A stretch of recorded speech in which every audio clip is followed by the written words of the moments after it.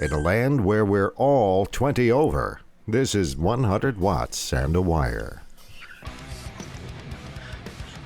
All right, fellas. I think we're good. I think we're up. We could be flying. Yeah. Scotty will let us know if we're not flying. There's the stream. It's live. We're live on YouTube. It's live. It's live. It's alive. There's a good drop for you. It's good to see you guys. Good to see you now. Good to see you. Good seeing you guys. I'm not sure how long this music goes, but the band is paid in full. I guess we hear the whole song. Yeah, let's get the full money out of it. I don't know if they're signed up to ASCAP or BMI, so they might not get any royalties at all. All right, it's okay. It could just be an endless loop, in which case I'll just be shouting like we're at the concert. Nobody's going to say. I said, do you have a doobie?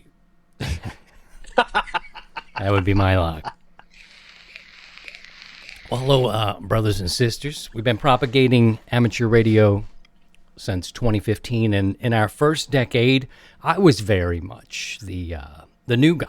And luckily, I had Steve as a mentor and some other folks that are connected to us. And I think for our second decade, as we head into 2026, the commitment now is to reach back. It's to help new and returning and experienced hams. Give you some practical advice if you need it. There's somebody at 100 watts and a wire who can help you.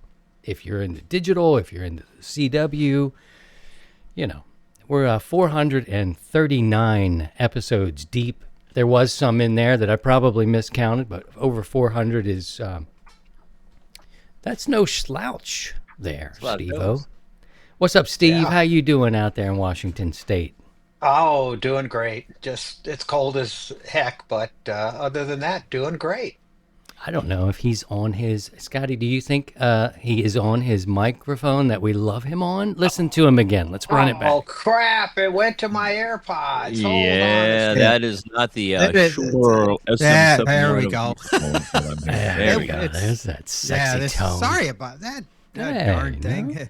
Went to my AirPods, so... We want to get you in full fidelity. Full sexy. The sexiness of super sexiness of full fidelity. I like that. J73 IMS. He says, hi, folks. It's been a while. I've been down because no HF. It caught fire. We need to get that story. You know, Scotty, I was thinking about maybe we leave the key to the... our shack here at headquarters under the doormat. Right. I can drop it. You got it? Okay, cool. I got awesome. It. Great. There's our brother. Dropping it in the chat. Look at this. Look at this. Our brother's out there in Florida. He lives in paradise. It's good to see you. Kilo Victor 4, Oscar Papa. Hello. It's Ricardo. And anyone else who's coming by. If you have a question or anything like that, we just decided we were going to catch up. We went up early because what happens sometimes is that when we get together, it's just all hell breaks loose. And then we feel like we have to pull it back because we're already got our nuts on the table. And it's like, I guess we better put them back in because shoot our load before we go live. We want you guys to have that. You know. Enjoy it, and put it in your tea. I've got some tea tonight. Yeah, man, it's been a wild time. I was once told somebody went to buy coffee. I'm not doing that anymore because I don't need to do that at the moment. And the guy wrote on there, enjoy this. It's the last cup of coffee because the show has changed and you talk about yourself and your life too much and blah. And I didn't get upset because I'm too old for that shit now. But, you know, 10 years ago, me would have been like, you son of a bitch. You non-call sign leaving, anonymous posting, keyboard cowboy or whatever. But I thought, it's okay, man. I totally get it because we do talk about things that happen in our life, you know what I mean? And radio intersects all that sort of stuff. And it's kind of been this way from the beginning, you know? It's not a hard, straight bell to bell. although I know people would like that, but we have lives and we are living things, and everybody's going through something, and there you are. But this is a chance, because I felt like 2025 for me, you guys, was a real kick in the gut. I lost a couple of really close friends. One in February, Kilo India 9 Whiskey, rest in peace, Ian, who was very good to the show behind the scenes. Ian was not the kind of guy who wanted to be on camera. He didn't even want to talk. He for a long time, almost 30 years, was the monitor guy for the Dave Matthews Band.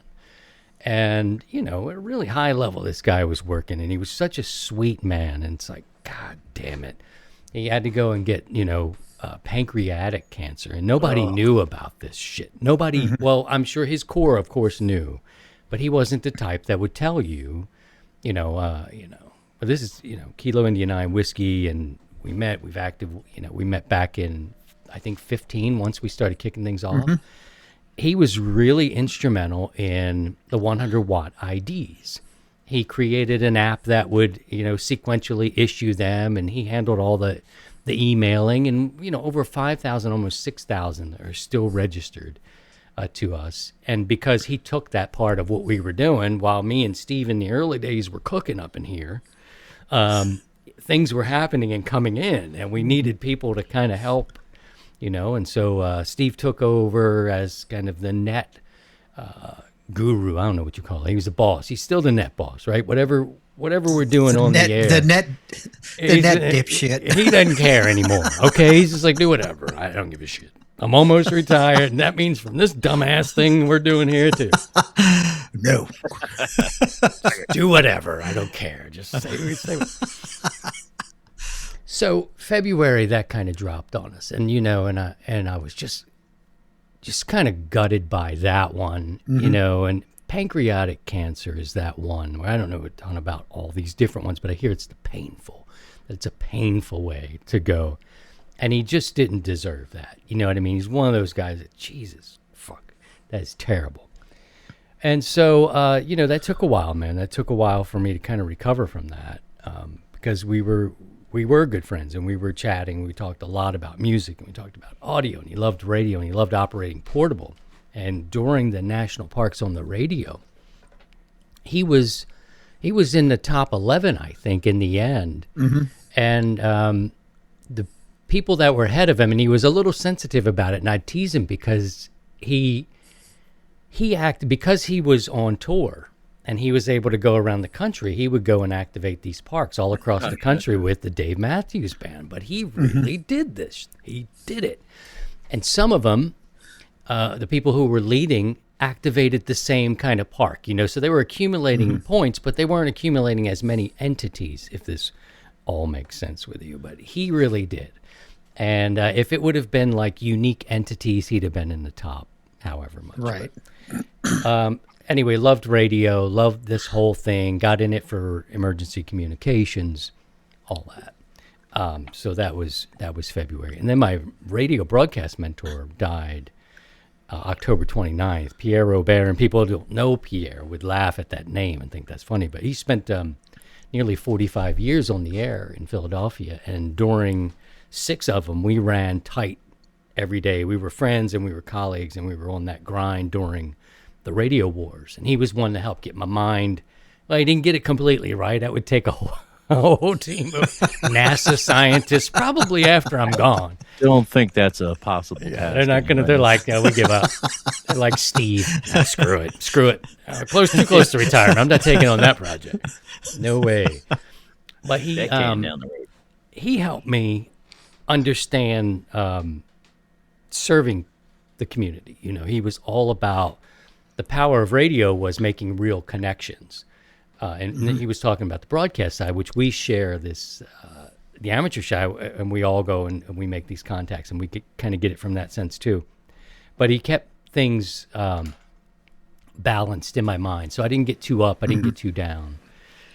And that one was really out of left field. I mean, 70 years old. The only good news I think about any of that is that he died in his bed and in his sleep. And if that's any consolation for the people he helped and He died connected with. peacefully. Right. That's all I'm saying. Yeah. And so, and you throw in there my boy's heart condition, which I got to get to now and find out how that has changed your life. I don't want to bring up, but you made it public to our group that you were going through some stuff. Where does that all stand now? Just same old, same old. I just got extra hardware and just a stent. That was it.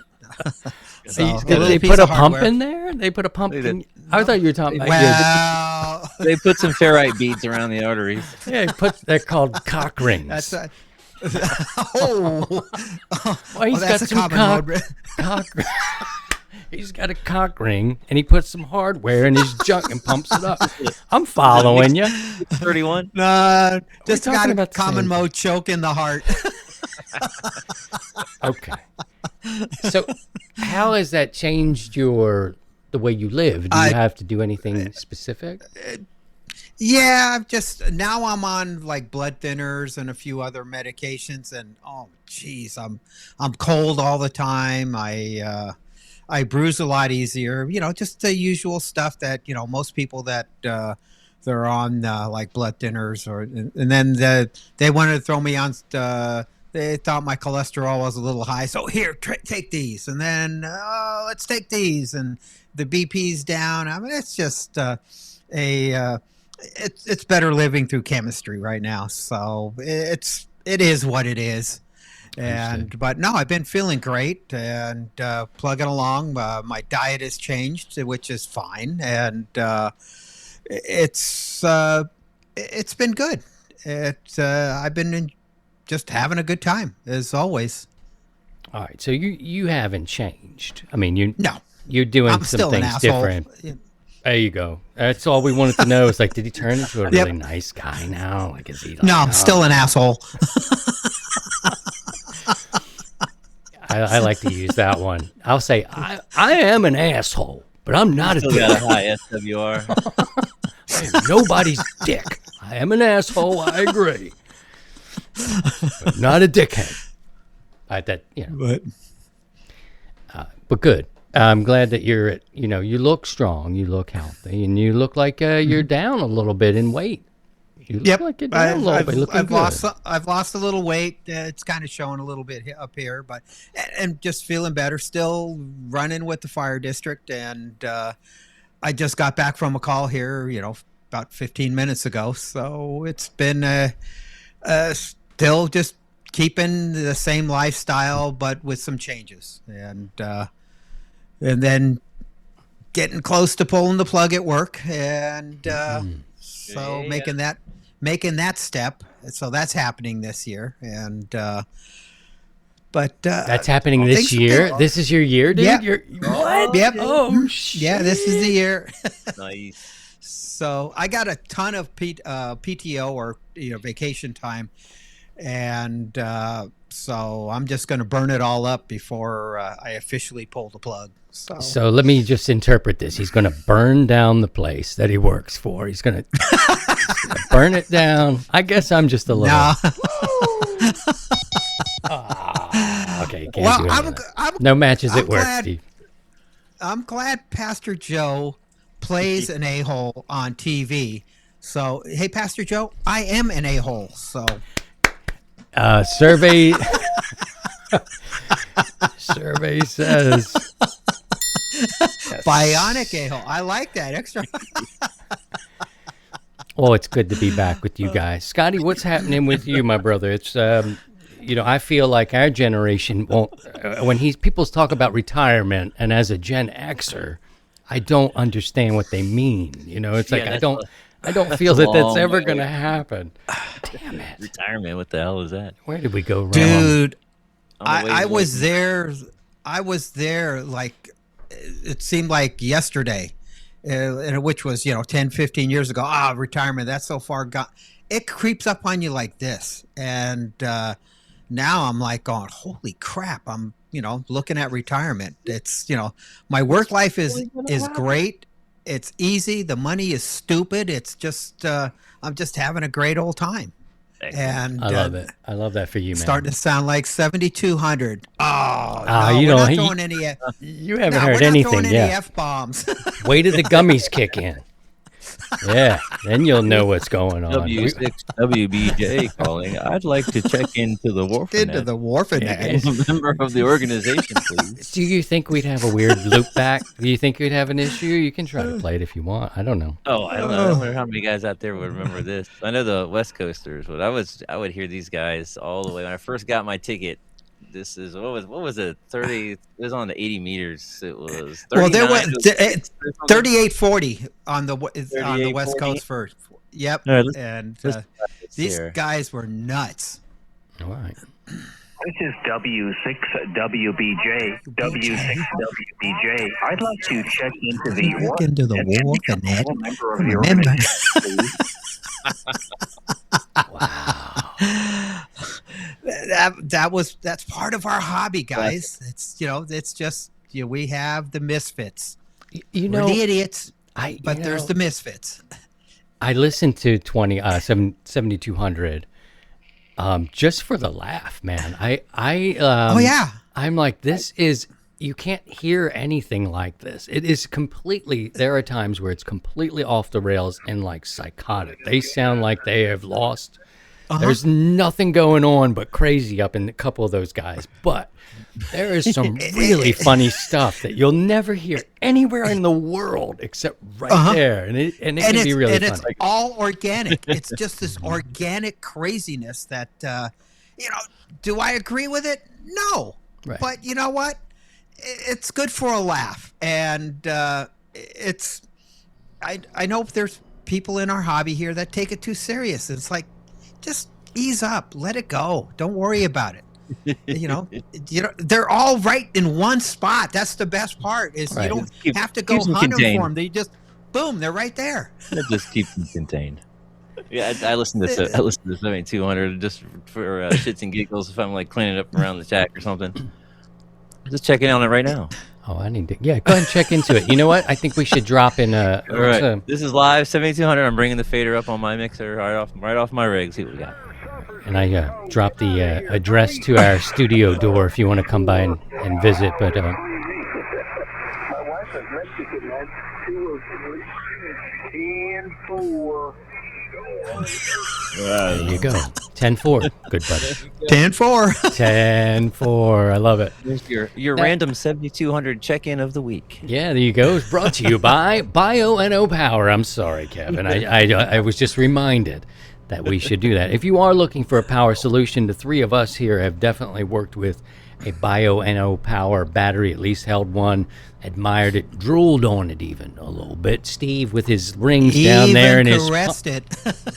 See, I wasn't going to say all of that, but yes, he caressed it, touched it, and plugged it in. Oh, so offering the best lithium phosphate batteries for your ham radios, visit bionopower.com. That's BIOENNO power.com. And I think at this point, they are the longest running sponsor that we've ever had. Which is outrageous, and thanks to Kevin and that team over there, I still use my original Bio-NO batteries from like 2015, 2016, and they got on. Everything's modest in amateur radio, man. There's no businesses to really go for sponsors. There's some, we had ICOM for a while, which was nice. It gets broken down a lot. We really depend on our community, really, to kind of keep the wheels on the road when it comes to just paying for the platform or paying for the website. Here's Scotty. He's going to show you a little bit about his Bio-NO Power. Lithium Ooh, the phosphate. 15 amp hour.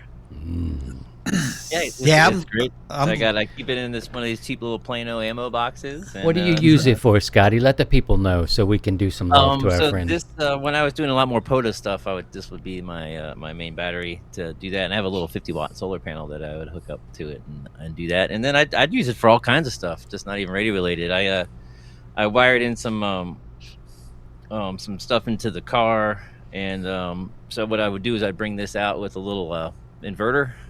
I have a little 300-watt inverter and a little soldering iron, and I would take this out and plug my soldering iron into the inverter, running off of this battery, and do all sorts of stuff like that. I've run power tools and fans and lights, and then of course my 891 when I was doing more POTA stuff with that radio. But yeah, I keep it charged. I grab it and I use it for all sorts of shit. I charged my electric toothbrush with mine today. I've got it in a little box like that.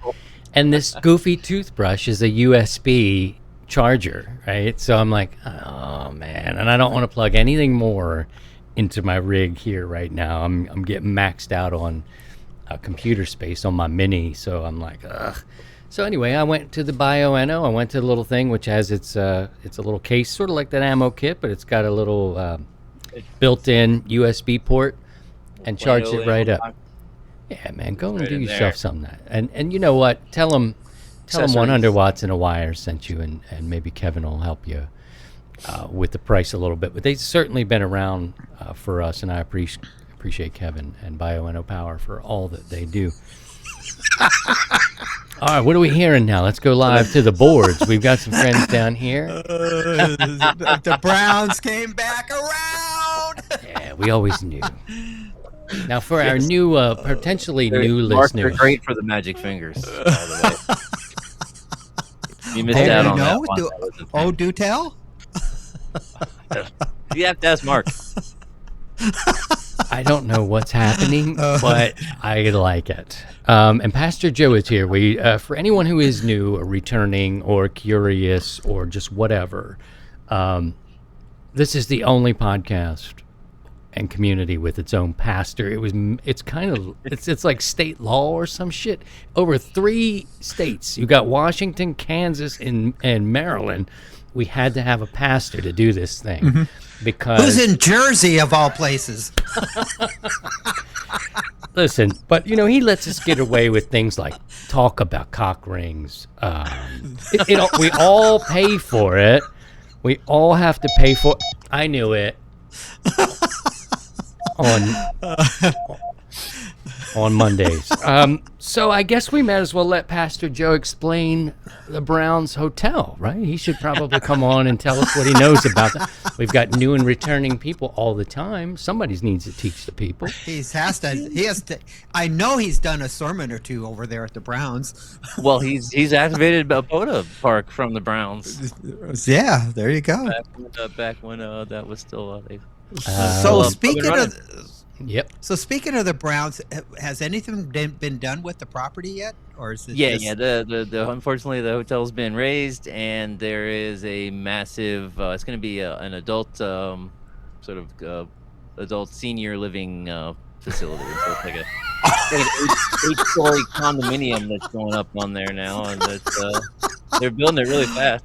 Next time I just drove by yesterday. They've made massive progress. I mean, the building's up. Got the glass in, and they're just working on the inside. They didn't waste any time taking that old motel down and putting up this like 8-story senior condominium complex. If our listeners could see us, you would have heard him speaking and saw me and Steve going, "Oh, it's going to be an adult bookstore, or it's going to be an adult gift shop." No, the Browns Hotel was a seedy hotel where you'd have hourly exchanges with people you enjoyed hanging with for a little while. You understand what I'm trying to say? Yeah.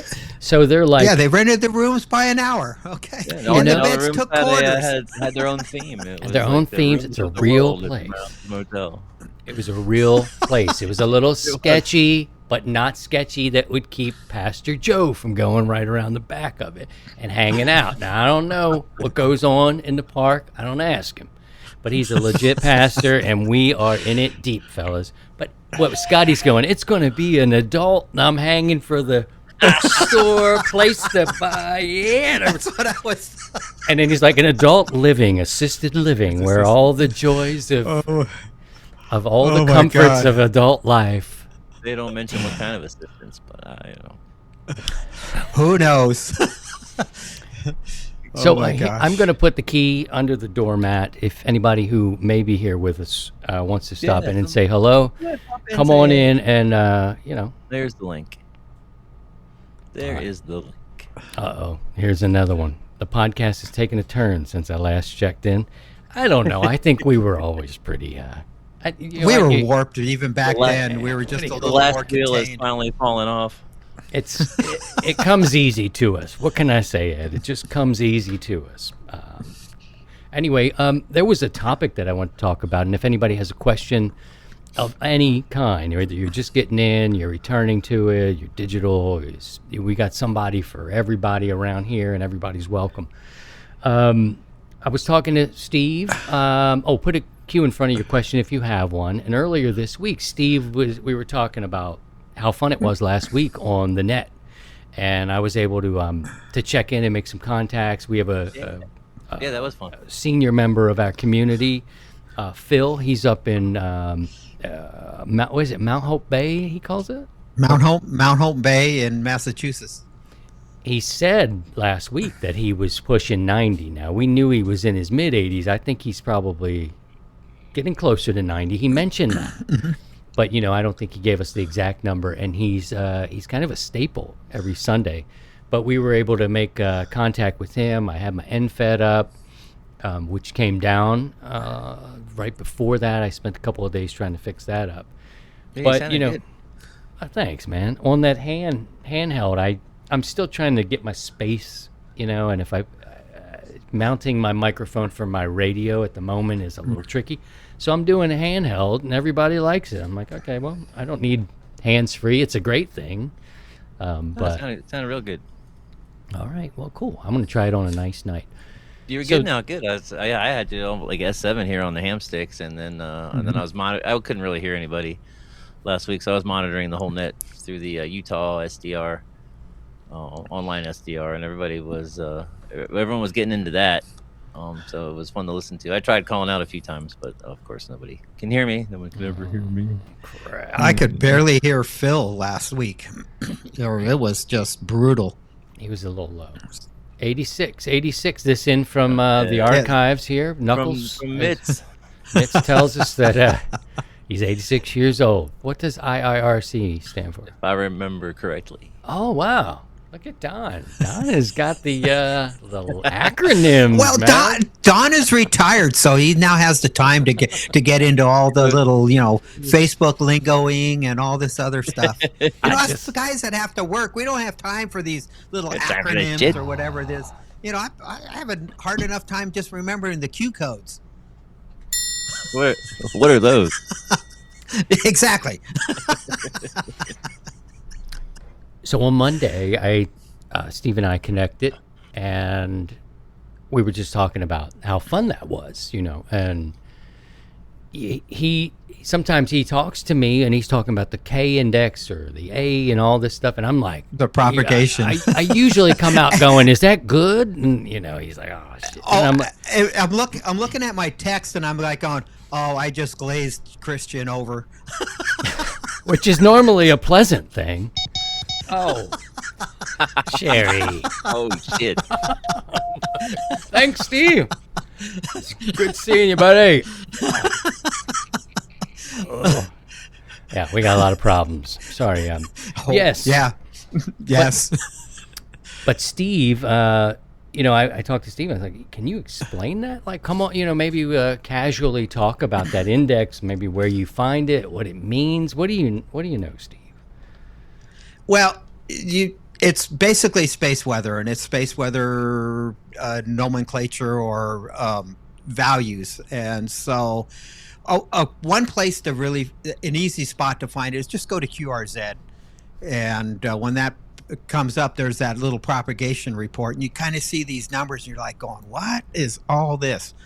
And usually when I'm going to get on the air or something like that, I'll look at the propagation report, and I'll see what the K is doing, what the A is doing, what the SFI, and then usually, if which it hasn't worked in a while, look at the MUF. And so I'll explain that. So the K index is basically, it's a reading that is done every 3 hours throughout the day, and it's a here, let me bring up another web page here, and I can give you the full money on what it is. But it's Every 3 hours, the K index is updated, and come on, hurry up. Yeah, no rush. I'm gonna take some notes. Well, I'm waiting for this thing to pop up. I'm on Starlink now, so hopefully my internet is going to yeah? be better. Yeah, and I ended up relocating the antenna today. But Nice. yeah. So right now, let me go back here. We're sitting at a K of 3 and an A of 15. We have an SFI of 148, and we have the sunspot site numbers is 140. So so basically 80 and 40 is poor during the day, fair at night, and 30, 20, 17, 15 is good. So, and to be honest with you, I don't know how they come up with those, but I like to look at the numbers. So we currently have a K of 3. So it's starting to get a little bad. So every 3 hours, the K is updated. So it's updated 8 times a day, and then that gives you your A value. So the K is your current your current solar storm or conditions going on, and A is your what happened the past 24 hours. So you kind of have an idea. So when the Earth gets rocked by a CME or some kind of solar activity, the Earth bell gets rung, and that's where the A kind of comes in, and it's been so if you got a low K index and you got a high A, it's like, well, the bands might not still be good. It won't be that great because the Earth's bell is rung and it's still ringing. If you got a high K index, which like a 4, from 4 on up, it's bad. Then we're going to start having some issues with propagation. And if you got a low A, basically what's going to end up happening is that you're going to get a lot of fading really quick. It's going to be pretty unstable. So I use these numbers to kind of judge what the band is. And it's just think of it as like the weather report. It's like, the guy that gives you the weather report on the news, or you get it off your phone. It's not 100%, but it kind of gives you an idea on what it's going to be. So usually, if the K is below 4, conditions are good. If you got a low A, the conditions are good. SFI is basically, it correlates to the sunspots and the activity. And the higher the SFI is, when we're above 100, that means we're going to have some really good propagation. The ionosphere is going to get activated, and that's when we have really, really good propagation. And then there's another value that I like to look at. It's called the MUF. Now, unfortunately, the U.S. MUF station where we get the readings is Boulder, Colorado. There's a few others, but for some reason, the last year or so, it hasn't been reporting. But you could just Google search just MUF, and what MUF is, maximum usable frequency. And there is there's a website, an amateur, KC2G. So it's basically prop.kc2g.com, and it kind of brings you up a world map, and it starts showing you numbers throughout the world. And if you kind of see in the daylight area, so like down in Brazil, there's a station, it's reporting the MUF is 31. That means that 10 meters is hopping there. All over Australia, there's 19, 21, 22, 27, around New Zealand. Up at Japan, 32. It's because it's in the daylight. But in the middle of Europe, the MUF, I see a 5 and a 9 and 10. So basically 40 meters is where the propagation is working. So I mean, these are oh crap. There's one in the middle of the Pacific Ocean, 40. is an MUF. So these are tools that we can use to kind of judge how good, how bad, or what to expect on the bands. So we were talking about last week. The bands were really bad. We had a K of 4 during the net. We had if I remember right, we had like an A of 32. So these were really, really bad, and it was obvious when normally working Phil, he's an S7 to S9 consistently on 40 meters. I could barely hear him. But Christian was an S7 at my place, and Phil and Christian were able to communicate. So the path was kind of short, and the numbers kind of supported it. So we were talking about that. Christian kind of glazed over when I started talking about the Ks and the As and and some of the other stuff. So, but that's what is what I like to use. And there's one other value. So we got the MUF, we got the sunspot numbers. That kind of gives you an indication that will tell you what the SFI is going to be. And for some reason, the website that was kind of gives me some of the definitions, the official words, is not coming up. But hey, that's okay. So, but in a nutshell, that's what these are tools you can use when you want to operate on HF.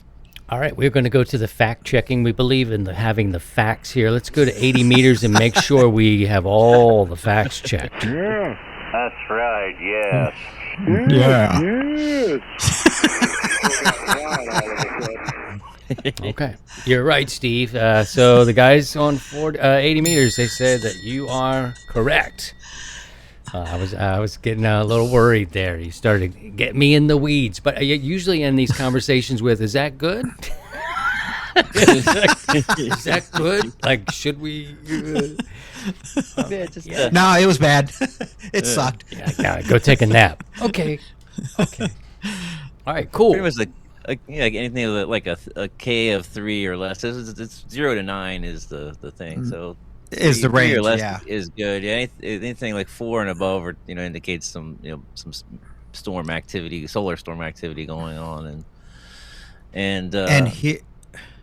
So if you just here, have like your little ham, propagation, that little widget that a lot of websites have that has the solar information that shows you the band openings. And so if you're just looking at one of those, if you just look at the K numbers, if it's below 3, we're in good. At the A index, if it's if it's 15 or less, we're in good shape. And the SFI, we want like greater than like 80 or 90, and that's pretty good range. Those higher numbers, the A and K, if they're up above 3 or 4, then forget about it. Yeah, right. And we've had some days where we've been dealing here recently of 6, and I wonder, there's another website, solarham.com, and so it has a few more. It will kind of give you holy smokes, we spiked yesterday. We had a solar flare probably towards the let's see, it doesn't really give me a good time frame. Okay, there we go. Around 1800 Zulu, we had a spike. I mean, a big spike. So went into the X class of flares. So that's a big one. It's a biggie, and it kind of rocks our world there in the radio world here.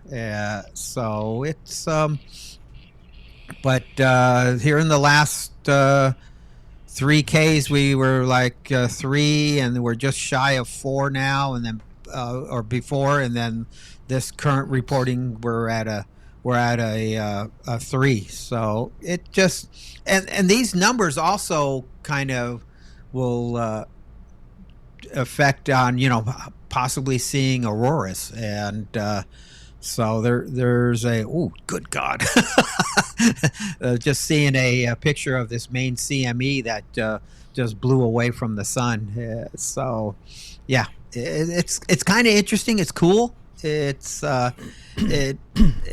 been kind of neat to get into the weeds of it. So the next three. So today we're 3-4. Tomorrow it's supposed to be a 4, and on Tuesday it looks like it's going to be a 3 or 4. Is the 3D 3-day geomagnetic forecast. So, but yeah. So that's where we're at. All right. Well, I've So, marked kinda the cool stuff. solar ham. That's good. And what was the one? Yes. For you, Steve? So then there was the prop dot kc2g.com. Just put in, just Google search MUF, just those 3 letters, and usually the first one for me pops up is that one. But it kind of, that's a good one to just kind of see where and MUF is maximum usable frequency. So Oh, cool. Okay. Cool. with the with the the expedition up in shoot the shit. Jeez, I'm just brain fading on yeah. I saw that. the What's that? KP5. Dessa Shale. There we go. So Dessa Shale is happening right now. But they're operating a lot on 10 meters and 12 and a little bit of 17. But they've been really busy on 10 meters, which is kind of cool. And they are doing a they don't have live bodies. They don't have butts and seats on the island there. They're doing what's called a RD remote. The Mañana DX group built these ribs, or radio in a box, but they call them something else. So they have a remote unit. So they basically are running everything remotely. So they have 2 radios in a box. They got solar. They got some vertical antennas, and then they have operators that are off the island using Starlink as an interconnect to operate. Now, this has caused some controversy with the DX purists. They're just like, I bet it is. they're losing their minds, and so the ribs and these remote units are we're probably going to see more of those in the future, because Fish and Feathers, or as most people know them as Fish and Wildlife, they have gotten really, really just hardcore of like, no, you're not going to be landing, spending 2 weeks on this island, bringing gasoline motors and dealing with sanitary thing and food and all this other stuff, because these are because you want to play radio. So now there's these ribs or these remote devices that get set up, and so there's very minimal impact on the environment there. It's all solar powered. There's no generators or anything, and the operation, like in the case of Dessa Shale, it's going to go on for 30 days, and so people are, the hardcore guys are losing their minds over it. And it's been kind of fun to watch, to see them, lose their crap over, something that's, hey, this is, the way, these government entities are going to deal with us, as far as, people wanting to do de-expeditions. So that's going on right now, and, kind of follow it. They have a website, the Dessa Shale guys, and you can see what the rib is doing out there, the battery voltage, how much solar power they're generating, what the 2 radios are, what frequency they are, and if they're operating. And they got their recipe for their ribs up on the website. Mm-hmm. Yeah, Delicious. and so it's kind of so it's kind of cool. And so the Mañana, which I think is kind of cool. They're dudes out of Florida.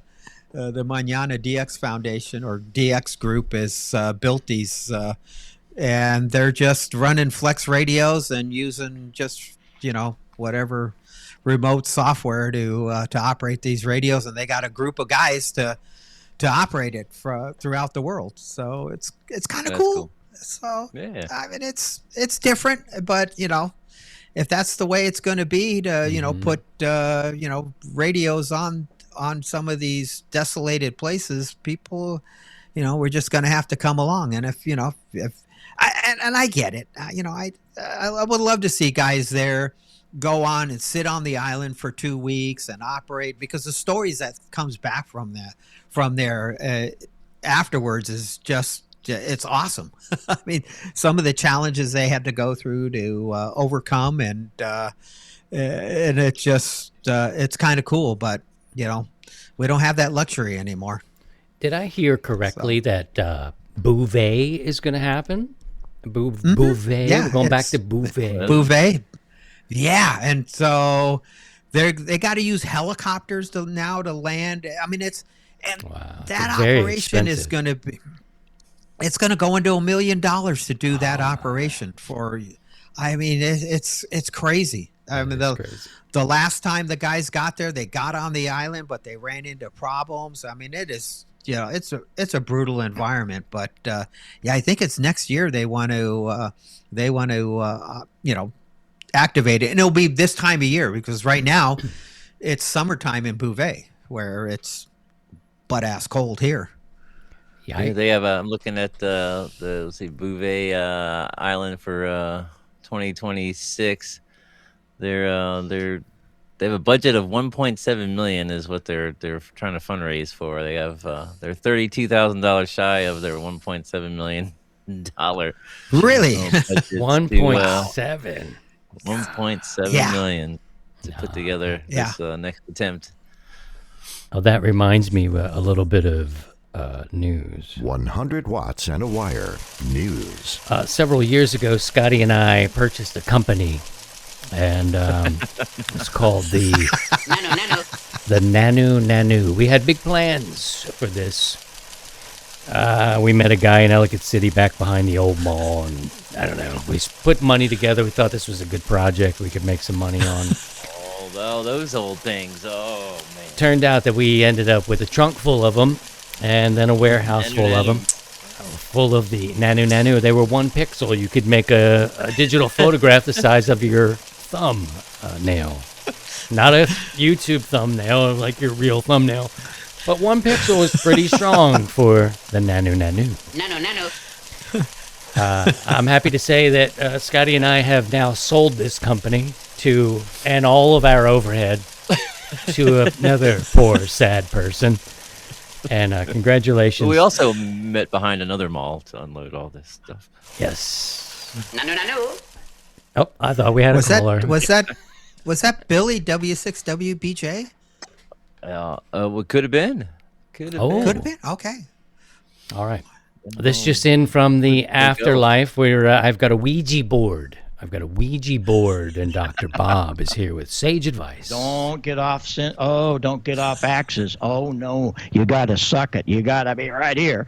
And that concludes 100 Watts and a Wire's news section, brought to you by 7200 on your lower sideband dial. Thank you, boy. We will be having our net follows this show, or if you want to call it a show, this hang that we do. But at the top of the hour, 7 o'clock Central Time, we take over Mitts. Mitts will take net control on 40 meters. Steve, have you been doing the 20-meter net? And somebody did ask about it. Not this. 20 will come back when we change time. So when we go to daylight savings time, then I'll pop back up. But usually I follow Don. Don does the first hour on 40, and then I'll pick it up from there. All right, right on. Cool. Well, that is happening, and usually this program leads in to that. We do have some questions. Is everybody doing okay? There was a question about the net.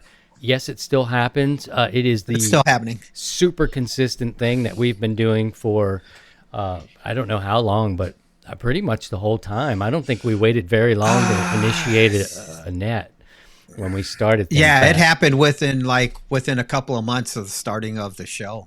when you started it.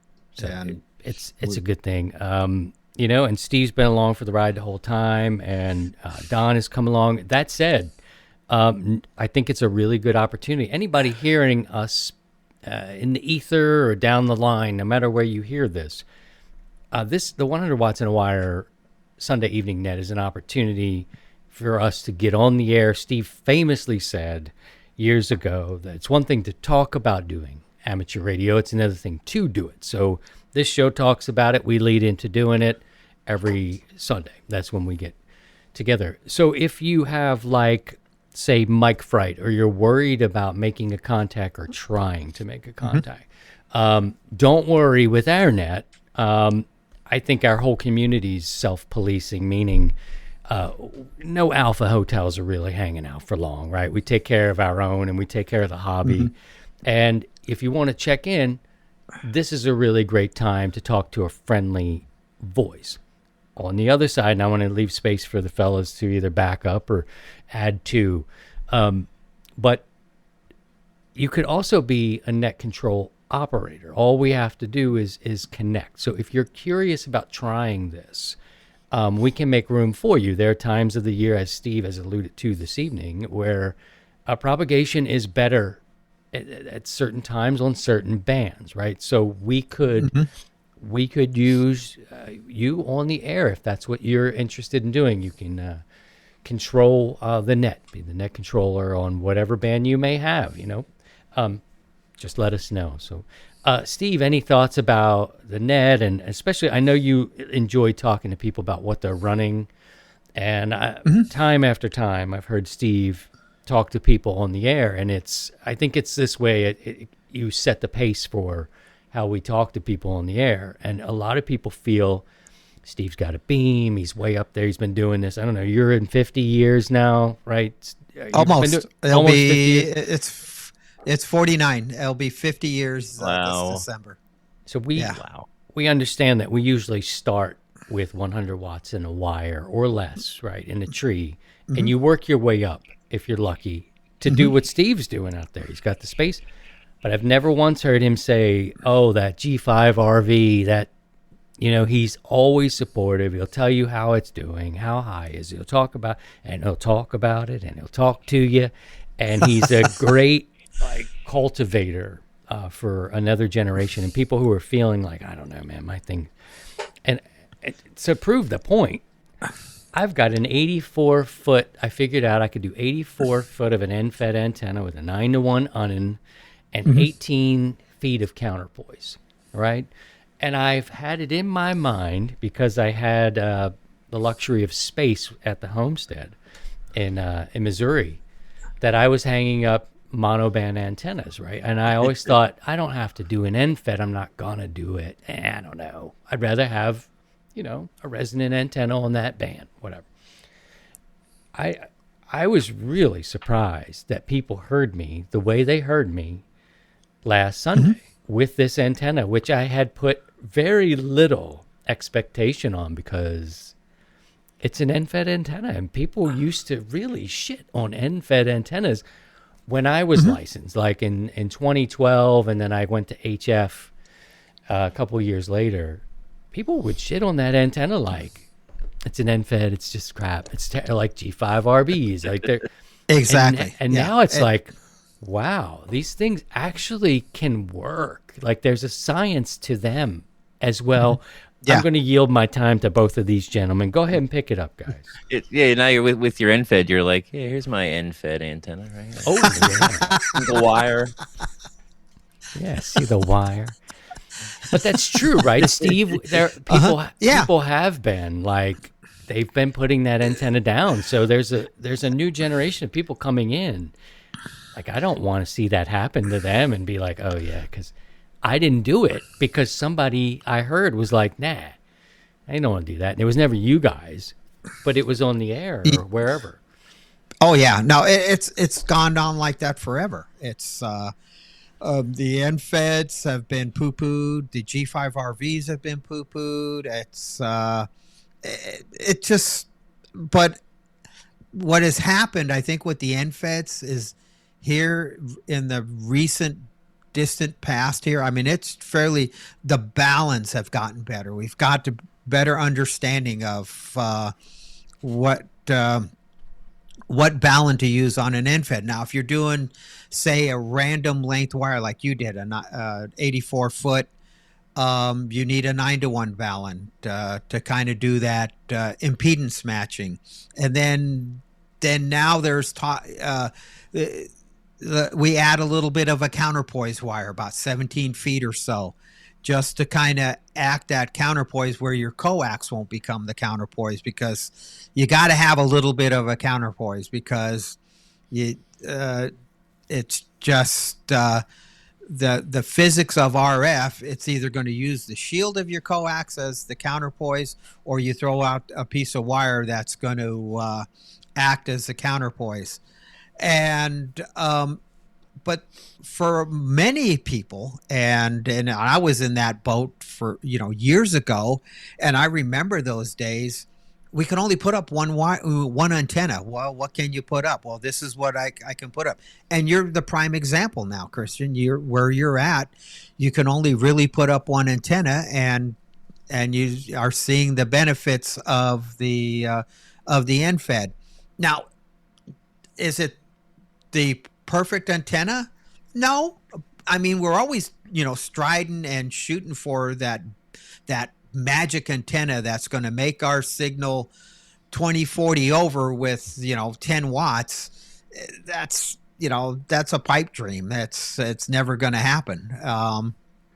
But and as I've always said, any wire is better than no wire. And, so having an NFED, and I went and put one up myself, and I've been pleasantly, I've been amazed with it. The 710 behind me. Yes. Now we're getting into radio porn. Look at this. Ooh, talk slow. I put it on the screen. I got it on the screen, but I put up an 84 foot random wire antenna, or 80-foot wire with about 17 feet of counterpoise and a 9-to-1 balun. It's hanging up at about 40 feet, and I am amazed how well it's working. And I have that tied into the 710 right behind me, and I compare it to with the 101 that I'm using on the double bazooka, which that's all I have for 40 meters. Well, now I have the NFED, and it works. It's just great. I think that the technology has gotten better. We've gotten a better understanding of what we're dealing with. Chokes. Putting as Solo Traveler just put up. Isolation chokes. Getting those common mode chokes to kind of keep that RF from coming back down into your shack is helping. And so we're starting to utilize technology a little bit better, and we're getting a better product. And I've been amazed. And a lot of people say I'm doing all the heavy lifting, especially on 20. Yes, I'm user beam on 20. Okay, get over it. Deal with it. But I'm amazed the amount of people I've talked to on 20 that are just running a basic wire antenna, and what a beautiful signal they have and how well they're doing. And they are just, but they've been beaten down by, that's a crap antenna. That's crap. No, it's not crap.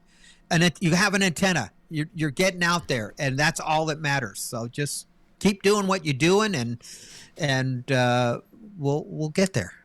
Yeah. And that all started because we were talking about the net. It doesn't matter what you're running, so you just give it a shot and call in, and Steve or Mitz can hear you, or myself. I'll be sitting here listening and maybe serving as a relay tonight as well. I was pleasantly surprised, but nobody on our team is making anybody feel any certain way or less than because they're not bringing a certain thing. I tell you, one time, Scotty, I don't know if you know this story. You may have been listening at this time. before Scotty joined the show. How many years you been with us now? Like, you came when COVID time? We picked him up. Yeah, it was COVID, time. All right, that's almost 6 years now. That's 5 years gone. Yeah, I guess so. Yeah, started off. I did. Christ, dude, you've got I tenure. offered up some editing or something for you. You've got tenure, and I'm going to take you up on that. We're finally going to put you to work. God damn it. Same area, and I was like, hey, you want to come on the show? He's a journeyman. Wow. Yeah. Now he's chief engineer. He drives the retired WJZ van from Baltimore's 98 Rock. I love that, man. But yeah, time does as long as you're fly. not driving the short bus, we're good. Yeah, those days are done. I hung up my helmet long ago. And anyway, I forgot what I was going to say about it. But I was pleasantly surprised. I have an NI4L 9-to-1, and I'd be willing to try, and at some point maybe even build my own. But because I don't know, like you said, we're making things better now. But this NI4L, I've had it in my box for a long time. And when I got here, I'm like, I can't really hang a dipole. Like, it's just not in the cards. The layout of what I'm working with. And I can tell you one thing. I've been well-trained and well-mentored over my time as a ham, right? I love hanging antennas. And if there's a friggin' angle I can find, we're going to find that angle. And I found the best possible thing is an NFET. I'm like, okay, this is what we're doing. But his 9-to-1, and sometimes back in the old days, people would send me things to try, because even Steve would make an antenna and send it and be like, hang it out, kind of test it at your place for a little while. Let me know what you think. Clever way to get me to hang it up there. But yeah, I'd be hanging. People would send me stuff, and he sent me one that he made, and it was sort of like a prototype. And it can handle power. Like, that's the thing I don't understand quite yet. I have a 9-to-1 from LDG. LDG was making a couple different things more than tuners at a time. And they sent me a 9-to-1 on-in or something, right? But it could only take like 100 watts. The NI4L can take 1,000 or 1,500, something crazy. What it has, again, I'm in it for over a decade, and I still don't necessarily know the makeup of that 9-to-1. And look at this, guys. Let's go to Scotty. So the difference is it's just the core, and what's inside is bigger for the 100-watt versus the 1,500-watt version. In a nutshell, it's just what you're dealing with, more current and more voltage. And so you got to make it bigger in a nutshell. So but it's still the same principle. All right. Maybe we'll make one of those. Look at Scotty's got a beautiful bench. And I wonder, Scotty, have you ever tried this? Like, I know that you've got a tricky situation where you live. He lives in Ellicott City, and he's in the city and in an apartment, but he's done some interesting things. I can just say that. Allegedly, he's done some interesting things. Have you tried an NFET at all? Or can you? I have. Well, the first antenna that I had here was a half wave NFET for 80 meters, and I had it out of the shack window here, which is about 25 feet from the ground. So where I live, it's an apartment, but it's above a store in this little historic town. It's a weird layout. It's not like I don't have any sort of a yard. There's not a little pad or anything behind the place. The building backs right up to the creek, and it's 25 feet down from where I'm at straight to the creek. And I do have access to the attic. It is an older, it's like a house, one of those old towns, where you have all these like kind of, it's like townhouses, but they're buildings with a some sort of a store on the main street level, and people rent apartments above. And I've tried all sorts of stuff, but the first antenna I had was an 80-meter half wave NFET that I had out the shack window. I climbed up onto the roof through the little attic window, and I had an arborist's beanbag, and I slung it up over this branch that was about 50 feet over the creek. And then right behind, over on the other side of the creek, there's like a little parking pad for one of the neighboring businesses. And I was able to then go over there and then tie it off to another tree that ran along up the road that goes behind my place. And it was, inverted V. Almost all of the antenna was was out, I had to do like a little bit of an L for about 10 feet on the tree side, and it was great. And it was the first HF antenna that I tried of that type here, and it was great. And then the little parking pad out back turned into a beer garden for one of the restaurants. The guy that owns the restaurant also owns the building that I'm in. And then BG&E, our local Baltimore Gas and Electric, BG&E, they rerouted some of the power lines for one of the the next door neighbor, Brenda.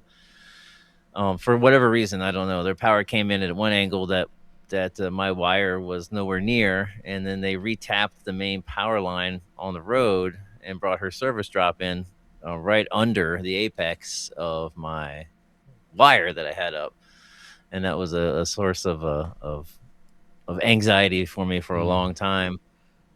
Because if the wire fell, it would land on her power, and it's right into the radio. So eventually, I bailed on that. Especially when it would storm and get windy, and I'd be watching the wire, make sure it was still up, and I would keep my antenna unplugged all the time unless I was right on the radio. And then, so after that, and then I was kind of screwed because I kind of blocked any other angles that I could get a decent length of wire up over that same branch. It's only one branch. It's the only one behind my place where I can sling a wire over, and it's now off limits because of the power. So I've been trying all sorts of crap. Ham sticks. I took a stab at building a mag loop, which I think I'm going to go back to. I currently have a 40-meter half-wave end fed strung up in the attic in this sort of weird, it's kind of like a horizontal J almost, but I got all the ductwork for the HVAC is there. Got the and then the main unit's up there, and it's really, really noisy.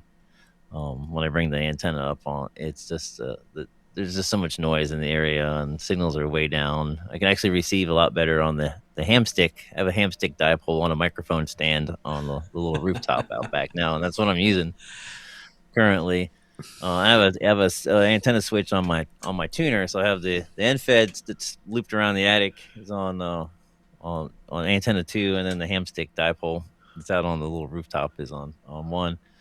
And I get my receive is a lot better on the ham stick, just mostly because it's a horizontal and it's a balanced antenna, where the end fed it tends to be a lot noisier. Signals are way down on it, and it hasn't worked out as well as I was hoping. So I'm still working on it. I'm going to revisit the mag loop because I think that's going to be my absolute best option for a multiband antenna. I just got to find the right variable capacitor to use, and I have to get one or build one that I can remote tune, because it's going to be out through the attic through this little 2x2 window onto this little rooftop, and can't be climbing out there every time I want to change, move the frequency a little bit. You got to retune those things. They're very narrow band, so I'd have to come up with some sort of a remote tuning scenario for that. But I think I think a mag loop's gonna be my best bet. I just gotta. And they're so expensive. I want one that can do 100 watts, and so I think financially I'd have to build one, but it's gonna be a bit of work. Yeah, but I'll get there. But depending on the propagation on the day, I've had some surprise contacts off the ham stick dipole. Sometimes it surprises me, but a lot of times it's predictable. As to nobody's gonna hear me tonight. We are listening to the beginning of our net. Yeah, there's Mitz. I'll give you a little volume. 28. Mitz is almost 20 over, you guys. Who's that? I have him about S5 to S6. Yeah, he looks good here. Let's see if I'm getting him on my ham. All right, let's see what you got. Let's see if we get tuned up there. So let me kill that. I got a little CW counter on here. Maybe I can try. Let's see. There we go. We can do that. And that'll be a decent view for us. And go on over there. At least you can see my rig. 228, huh? 7228. As you're listening to the podcast, we could wind it down. I should say thank I'm you. not hearing anything on my end. Oh, there he is. Let's hear it. Let's hear it. So here's Don's on me.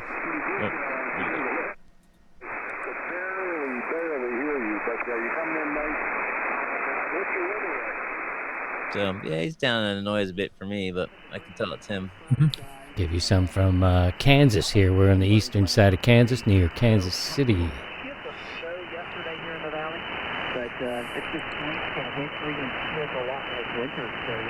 But Don has been smashing it. I mean, he's north of us, of course, northeast a little bit. I'm not sure what part of the state he's in, but I know they're slightly northeast of where I am.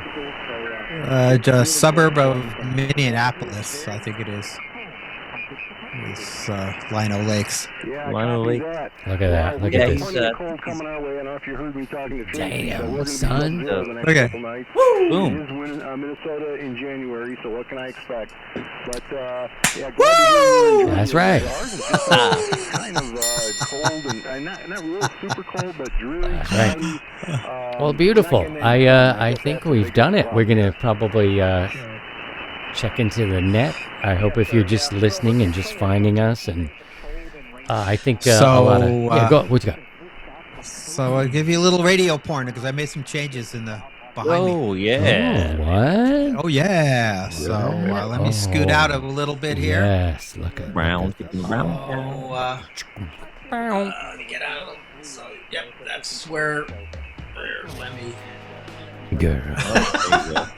Crank that up, Christian. Crank that tune up a little bit. Yeah, I like this. We'll get you some royalties, Scotty.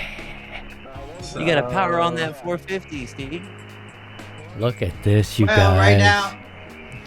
For our podcast So listeners, you got to watch on Sundays, because then you can see I it. want to. So this is where I used to have. 450. No, I don't have a power supply for that yet. I took it offline. darn. I got to change it. So What? that's going to be right now that's going to be the FT8 radio. And then got the FT710, which was, and I just threw it on the monitor just for giggles. This 3000 is back in play, along with the Mercury Lux amplifier. So Sexy. So that's sexy. And then the same old with the with everything else on the come on over here. We'll swing it around over to here. Oh. Same old. Same old here. Swinging, Just same the what? old. The Christ, look at this. This is ridiculous. the 101, the 1000, and the ACOM 1500. The Lux just cannot handle the running the net. It was just a little too much for it for the Lux with the duty cycle that I've been, you know me. I talk. It heated. It The would Lux overheat. did. It really. Oh yeah, I would overheat it. So Does it have a So now thermal it's- protection thing and shuts itself down? Yeah. Or? Oh yeah, it would kick offline and stuff. So it's the hunt and pounce radio is what the 3000 and the Lux is for. So because the amp takes like 3 minutes to come online. So I know, first world problems. Jeez. But hey, this took 49 years to get to it, and to get to this place. It's I started off with basically a simple little radio.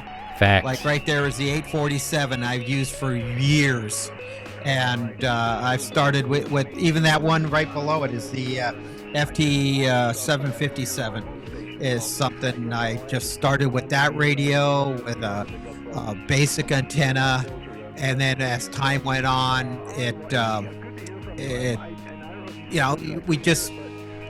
I got to the point where I was able to put some more into the hobby here. And then I got one more thing.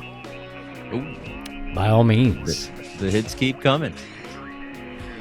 So it's like, well, geez, Sidecar, what are you going to do with how to hook up all those, radios to antennas and everything? Whoa, So I think I know it's coming. out of the box, I had to wait for it to get back available again. Oh man! What? Oh, dude! What Look the? at What is that! that? Hold on! Don't move. Well, it. look. Take a screenshot for me, somebody. Wow. What? That is a Dude. 4x8 antenna switch. Oh my God, that's beauty. Ah, Where are you So- gonna? Are you gonna hang it outside of your? No, it goes under the bench. So Oh, inside. it's inside. It's underneath the desk here. Let me bring over to here, and I'll show you what. Come on, swing over, camera. We're gonna see what's under Bring his that. desk.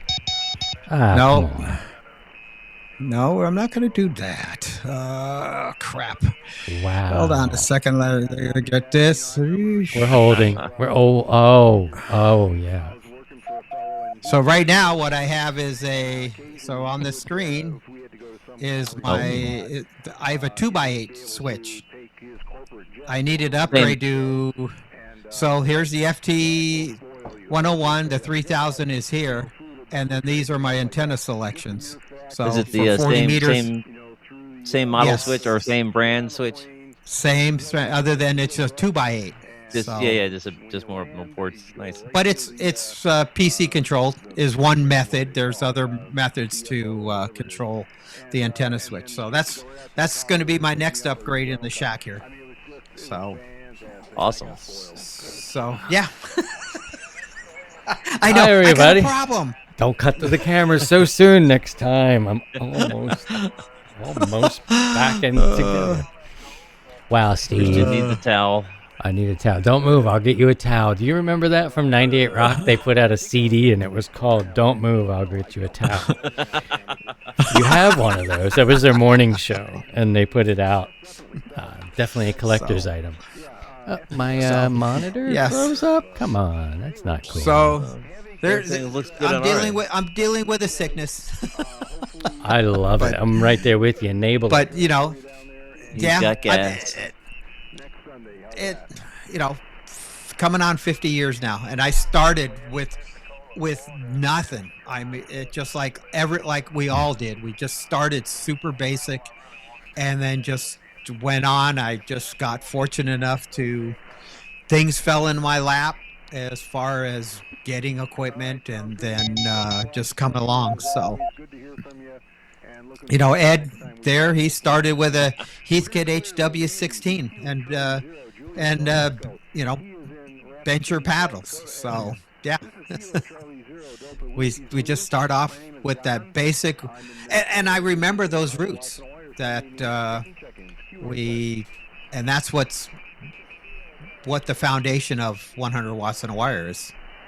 Facts. Everybody's welcome. Bring what you got.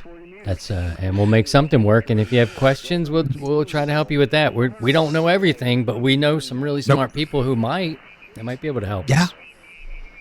So Yeah, we'll figure it out.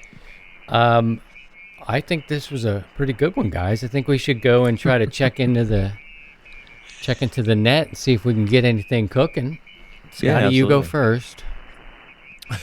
Thanks. Good to see you, Jeremy. Thanks for coming by today, and thanks for anybody who stopped by.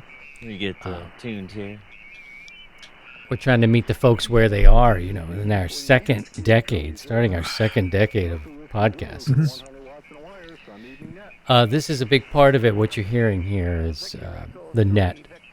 And Mitch is in Minnesota. And he's about 10 or almost 15 over here. I'd show you, but my screen froze on that end. I don't know. It's froze, but he's almost there where I said he was, in the froze. Damn, Ed. Look at it, Ed. 64 years in the hobby. Holy smokes. Wow, good on you, Ed. Must be I all was that 2 good when you clean got air. into the hobby. Thanks for coming, Ed. It's good to see you again. And I like to catch the post. I got off of the meta for a while, and I lost contact with a lot of people because I canceled it. I got pissed at Zucky, and I came off of his platforms, and then I'm like, how am I going to do that? I got 100 watts and a wire over there, and people I like to talk to. But he does a lot of like public events. At least you did with the horses are doing stuff. You got Ed out there. He's out there at the stops. It's like a marathon, but they're on horses. You know what I'm talking about. And James, thank you from Montana. Good to see you. NU3Q, good to see you. That's been a long time. Good to see you, brother. Thanks for checking in. And I believe we met NU3Q, Steve, when we were trying to help a ham find a kidney. Do you remember that? Yeah. Yes. That's NU3Q. My memory will give me at least that much. But hello, it's good to see you again. Good seeing you too. Oh my, that was a couple days ago. Yes, it was. Yes, sir. Yep. Say hello to all our friends down there in Florida, Miami area. Alex, if he's still kicking it. I did talk to Alex a little bit, maybe a year or so ago. How's he doing? I think he's doing great. He's doing great there. Oh, good. Yeah, man, I remember your horse pictures. You live in Paradise, man, so you have to remind me of the location. I know it's out in the Southwest, or definitely out in the West. And instead of having the running races or the bike races, they're out there, and he was with horses. They were doing stuff on horses. Man, that's cool. That's living. All right, well, I'm going to call this one. We'll say we did a good number 439. Put it in the books. And we will turn now, friends, to the 100 Watts in a Wire Sunday Evening Net. Everybody's invited to check in, and we'll be listening. Maybe we'll serve as relays for Mitts. I'm going to try. Nice. All right, you guys. We'll see you on the air. Love to you both. Alrighty, from guys. out here in Got down Kansas. about a 33 here on the sticks. 33. Yeah. You guys have a good one. We'll catch you again. If you're new or returning and things look a lot different to you and you're a little confused, maybe you were working hard and raising a family and you took a break for 10, 15, 20, 25 years or so, and things are looking different, come on with us. We'll take you, the new folks, and the seasoned veterans to help serve as mentors as we go into decade number 2. There's my brother Steve, W7UDI, and my brother Scotty, KC3BXN. I'm Christian, K0STH. Good night, fellas. We will catch you guys on the air here shortly. Thank you so much. All right, 7-3, everyone. To join the 100 Watts in a Wire community, visit 100wattsindawire.com.